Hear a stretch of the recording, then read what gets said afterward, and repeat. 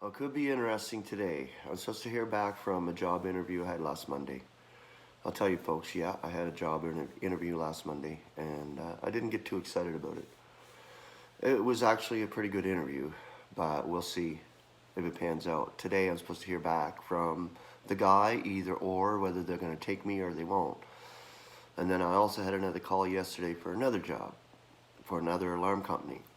And that's what I'm going after, the alarm business, because this is where my talents lie, because I had 10 years experience in it.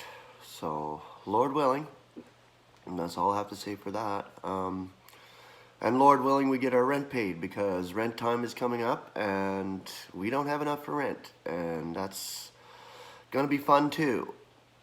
So wherever the Lord leads is what I say. You know, it's not an easy thing for my wife, for me and my wife together, because there's changes coming. There's real big changes coming for us, and we're unaware of what they are right now. God is aware, and this is why we rely on the will of God. So we'll see. Anyway, I want to talk about prayer today, because I had a brother ask me this about how we should be praying. Like, you know, and this is the thing, you know, it's ritualistically done in the courts of Christendom, because they do it in a ritualistic style, and they don't even pray to God really, because they don't know God. God knows our thoughts. Think about this. God knows our thoughts. If we're in constant communication with God, that is prayer right there. Our mindset on things above rather than things on the earth. And this is the thing. You know, we petition God in our minds, in our prayers, without having to do a ritualistic thing, because we're in constant communication with God. So we're able to petition God in that way. And that's how intimate that relationship is for us with God. Okay, this is about Paul's unanswered prayer. Prayer varies greatly in the scriptures, like all truth, to agree with the administration in which it occurs. Incalculable disappointment and distress have come to sincere saints who sought to be scriptural by copying the example of those in another era. As a whole, they have the mistaken conception that if we persist and persevere in prayer, we will certainly obtain what we want. You hear that? What we want. Otherwise, there is something radically wrong.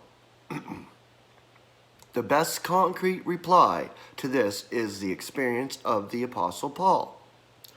He was given a messenger of Satan. Paul entreated the Lord three times, that the splinter in his flesh would withdraw from him. It is well that we are not told exactly what it was, but we know that it was not a selfish desire for some forbidden or harmful thing, but rather the removal of a physical infirmity, which the apostle probably supposed would hinder his ministry. Can we imagine a more laudable motive? To begin with, why should God use a messenger of Satan to give Paul an infirmity, when his strength was so much needed in his arduous task of making known his evangel? Most of us would consider this a prime necessity. Exactly, strength. So we need strength to do what we do. I sure do every day, because I come on these shows and do these shows. I need strength every day to come to you folks and bring you this truth and show. Some mornings I wake up and my physical body just don't want to do it. My physical mind, it just says, no, you don't need to do a show today. You're already miserable enough, so you're going to look miserable on camera. All these things, go through your brain. But God gives me the strength to come before you and tell you the truth and bring you the evangel of the untraceable riches of Christ. It is not easy to realize that it is even more important to be kept down. It was given to him lest he should be lifted up. 2 Corinthians chapter 12, verse 7. This should appeal especially to those of us who, like Paul, have had a glimpse of the transcendent revelations which he received, as set forth in his prison epistles. And I hope you guys all know what the prison epistles are. Ephesians, Philippians, Colossians. There you go. There's his prison epistles. No doubt his bonds in jail were also a special dispensation to keep him humble. For why otherwise reveal them?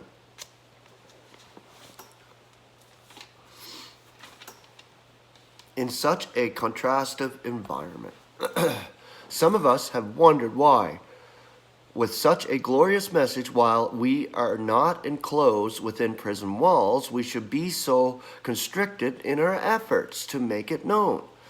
But you have to understand something. We do not have it like Paul's day. Today, the communication runs on an instant. It's funny because Ronnie, I asked him to send me his address. It instantly comes to you. He typed it in, ding, ding, ding, ding, ding, ding, and while I was talking to him, it popped up on my screen. So we have access, a venue, a way to do it today. You could take 10 minutes out of your day to communicate with someone, the evangel. It doesn't take much. Talking to somebody on the street, I'm talking like that way. But technology-wise, no. You could be on the other side of the earth, and I can communicate with you. Look at this. I'm on a YouTube channel. Who would have ever thunk that, right? This is the communication I'm saying. So today's avenue is different than Paul's day, for sure. So it's amazing. Anybody can do this. Moreover, we, like the apostle, cannot help entreating the Lord to enlarge our sphere. And you got to understand also, this was written back in A. Enoch's time when he wrote this article. So yeah, the communication back then wasn't even close to what we have today. It seems to be more important that his servants should be kept down, than that they should be strong and free to work their will. In Paul's case, and doubtless in all other such situations, there was a combination of two distinct causes for his weakness, both flesh and spirit. There goes my nose again. Hey! Goes on tight. The physical side of it doubtless caused pain and suffering, for this is the effect of a splinter or thorn.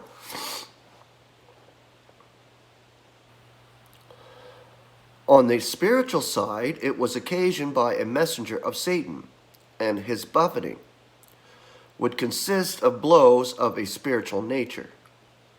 The word buffet suggests punishment inflicted by those with whom there is a close contact, as in the case of our Lord when tried before the chief priest.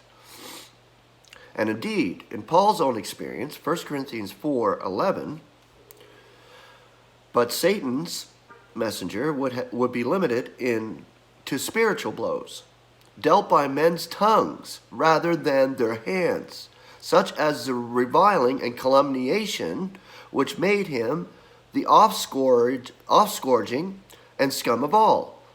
1 Corinthians chapter 4, verse 11 through 13. We who look forward to be with Christ among the celestials in the future should consider the path which he trod on earth to reach his high place.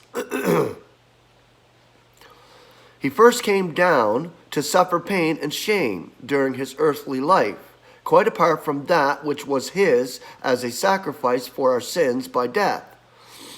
He also prayed to have a cup carried aside from him, but added, "Not my will, but thine be done."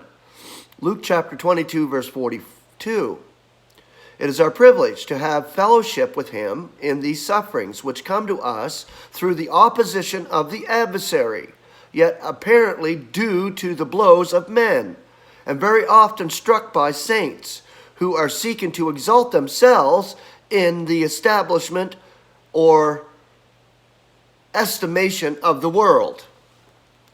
Let it be very clear in our minds. that the great grace we have received is not intended to lift us up now in the estimation of the world. God is making a background now in order to display his grace. He does not call many wise or powerful or noble. 1 Corinthians chapter 1, verse 26. Well, there you go. I'm a prime example of that. I'm not very wise or powerful or noble. God gives me his wisdom to dispense to you on these shows. I am nothing in myself, so that there can be no boasting. And his servants must be kept down to properly portray his grace. Otherwise, a man like Paul, instead of being an obscure prisoner in Rome, should have been seated on Caesar's throne, with 7 diadems upon his brow, or at least have the triple crown of the supposed successor of Peter, for his ministry far transcended that of the chief of the apostles. We are told that he prayed thrice, or 3 times, for the removal of the splinter, the messenger of Satan. He was not answered immediately. There can be no doubt that he was heard the first time. Of course, God hears, he knows. He knows your thoughts, I said. This must have been humiliating to him. Before he realized that this was intended to heighten his humiliation, God does not always answer the prayer, or even the best of his servants without delay. It does not imply some sin or offense, as the associates of Job insisted. Right, and that's a really good example there, is the book of Job and his friends. His friends thought, well, you got to scream it out, and you got to cry out for God to deliver you. Well, this is the thing. And you must be doing something wrong. Otherwise, you wouldn't be in this situation. See how many people say that? Oh, you're in this situation. I'm a perfect example. I quit my job. So you know what kind of responses now I'm getting from people? Well, you did it to yourself. Now you got no job. Now you're unemployed. Now you can't provide for your family. So you done something. You did something wrong. See, and now God's not going to rescue you out of it because you did it. Things like that. And I hear it. Since I quit my job, I've heard it from several people. You put yourself in that situation. So me saying that God is the one that's operating here in my situation does not get through to them. But I understand it from my point, in the sense of the faith that God has graced me with. So where does the faith lie? Does it rely on me? No. I rely on God. I have no faith other than Christ's faith. Like the splinter itself, it was part of the gracious discipline to keep the apostle from being unduly exalted by the transcendent revelations. If we need special strength for doing the work which God has given us to do, and some physical weakness interferes, it is quite in order to pray for its removal. At least, in the writer's own experience, God has answered his petitions for increased vigor in order to do his work. Prayer should be the constant attitude of the human heart. Never mind the mind, the human heart. God sees the heart of man. That's more important than him knowing your thoughts. He sees your heart. Never mind your thoughts, like whatever. God sees it. God knows it. God placed it. But what's in your heart is what's important. This is very, very vital for our growth in the Lord. So we need to see it from a heart perspective. But specific petitions, such as this one, should not be constantly repeated, as if God were deaf or indisposed to bless. Suffering and infirmity may be a token of his care and a means of ultimate blessing, as in the case of Job. Nor does it follow that bodily weakness is used to humble in all cases. If the task assigned to a slave requires strength of body or of mind, God has other means of keeping us down. Indeed, the adversary being a spirit, in an adept in the use of spiritual say-spears, reviling, and vilification, Job may have suffered more from his false friends' accusations than from his physical infirmity. Twice Paul repeated his request. in that recorded as the limit to which we should go. Okay, twice. I wonder why it says thrice. Thrice should be three, shouldn't it? So twice Paul repeated his request, so it's 2 times. By that time, we should carefully weigh the situation and consider whether evil of which we wish to rid ourselves is not a blessing in disguise. And of course it is. Those who truly believe and have the faith know this. Whatever evil you're suffering, this is important. Otherwise, you wouldn't be going through it. God loves you more than that. But he loves you more than that in the sense that he gave it to you in the first place. For you to be humbled. For you to be weak. So his strength comes forth. Not your strength. In fact, in your weakness, he is strong. If it humbles us, that is one of the greatest of boons. Even weakness may be a means of displaying God's power. Of course, we are only an infinitesimal fraction of humanity and partake of a minute portion of God's purpose with the whole. He created evil in order to provide a background for blessing and to reveal himself through it, so that we should not ask to have all evil extracted from our experience, but rather inquire as to the ultimate effect. Then we may be able to thank God for it. Rejoice in affliction, rather than entreat him to remove it. Paul's specific request was not granted so far as we are aware. But who of humanity except his Lord came anywhere near being as powerful as he? Nothing else can compare with the power of his prison epistles. His infirmity only exemplified the grace it reveals and emphasizes the transcendent power it unveils. So that instead of persevering in prayer for release from the fleshly infirmities, Paul gloried in them and took delight in them, and the outrages and persecutions and distresses which came to him for Christ's sake. Instead of praying for their cessation, he gives thanks for the privilege of bearing them. His request was refused. His prayer was not answered. His desire was not granted. But his spirit was enlightened and his heart was humbled. And he bowed in subjection to God's will, which is the great ultimate of all God's creatures. It's the end of that article. It is a powerful article because, like our prayer, of course, we petition God. I'm petitioning God to take me out of this situation where I have no job, where I'm not able to provide for the house. I am petitioning to God. But some may say, well, I thought you had really good faith. In fact, I had a brother say that to me the other day there. He says, well, how comes you're not asking God to take you out of this situation if you believe in God so much? You know, this is the statement coming from somebody. Well, that's the adversary right there. That's the words of the wicked forces, no kidding.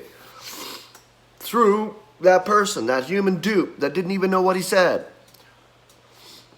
You know, that's basically saying what Job's wife said to Job. Curse God and die. Why don't you just curse God and die already? If you believe in God so much, he's not answering your prayer, so you might as well curse him and die. It's the whole point I'm trying to make. Is the fact that we petition God and we rely on his will. This is the true prayer. That God may be giving you a spirit of wisdom and revelation of him. This was Paul's prayer for the saints.